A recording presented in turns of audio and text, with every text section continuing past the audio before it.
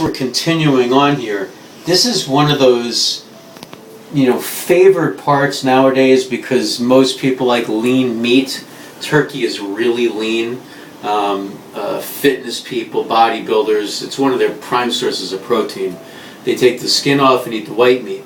But a really good way to get the white meat off and carve it so that it looks nice and neat like slices is this technique.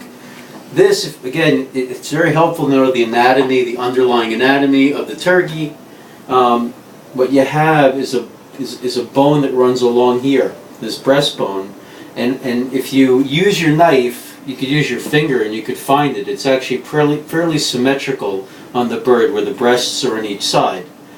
You can find that line by getting in there just a little bit, and you're going to try to go to either side. In this case, I'm going to work on the right side. So I'm going to find that bone and I'm going to run the knife just along it. And the bone has a curve to it. It's straight here and then curves like that. And if you try to get the knife to follow the curve, you'll get the entire breast off. Once you have it off, you could take it to a plate and slice it and it'll make it really look nice. Great presentation that way. But so basically you're just, and this is partially too why you want to let the turkey rest. It keeps the moisture in for the most part, but it also allows you to handle it without burning yourself. So I'm just following this bone that's curved like this. It's like almost like a shoulder blade on a human. And if you can kind of see, get it on in there, you can see the bone that I'm curving and following the knife to, and I'm trying to keep as much of the meat nice together as possible. And you kind of pull away, and then you can see where you're following more. And once you get down further, you'll end up having that. You might even see these in the grocery store. You'll see the breast cooked alone. This is about a 13 and 3, almost a 14-pound turkey. So, depending upon the size of your turkey, this is actually going to be more or less meat. And you got this all the way down here. And then once you get to the bottom, you want to do it kind of like a cross cut in. You can see there's another articulation here related to the wing which we took off earlier. And now see, all this is this lifts off. And that's all the white meat breast. Mm. Okay, and then what you want to do is find a nice plate to put it on. Again, you want to keep as much surface area when you're doing this as possible so that you have room to work and it's not cumbersome, and it's a lot more helpful to have that surface area space when you're trying to carve the turkey and lay it out in a nice way. Now here comes the interesting part.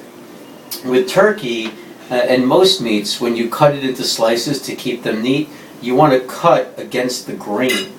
So if you look at the turkey here, the muscle fibers actually run like this. So instead of cutting this way, I want to cut cross section to it in a right angle.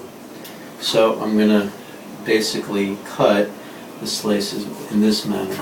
This way it stays together. You can actually make reasonably thin slices, although people like a little coarser slice when they're having turkey dinner. So we'll go about maybe a half inch, slightly less. Now the thing that we do in our family, and actually does make it a bit easier, is to take the skin off. Most of the time the dog likes the skin. Sometimes certain people like the skin. But you can see more easily now how the muscle fibers run. So you can cut across. You want to do it carefully. And again, this is where the sharp knife comes in. This knife happens to be not sharp enough. Maybe it's outside the pen. This happens to be not as sharp of a knife as I would want. It is serrated, which helps, but you really, with the sharper knife, it goes through a lot easier. So you have nice even pieces here. And if you find that it's a little bit harder to cut it, you can go a little bit wider with each piece.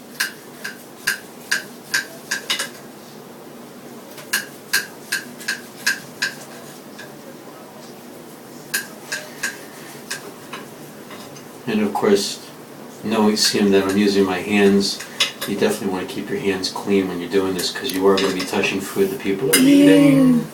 And so there you go. That's the sliced breast. And Basically, you would follow the same pattern of cutting the other breast off. Usually we keep this the way it is because we have a small family and we can save that for another day. But slice it and you can make sandwiches out of it. The underneath part and some of these other pieces which have dark meat are favorites of a lot of people. And what we usually do with that is we got most of the meat and we separate it out and hand pull it and make another plate for that. You have some other pieces that some people still adore, although they're odd. Right here is the tushy of the turkey. My grandmother loved the tushy, so that was always hers. God bless you, Grandma, love you.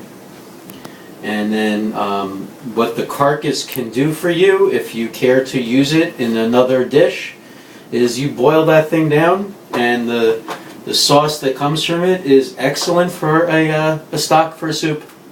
So that's the basic for the carving the turkey. This hand pulling part you would do and take all these pieces off and have a plate that would have those pieces.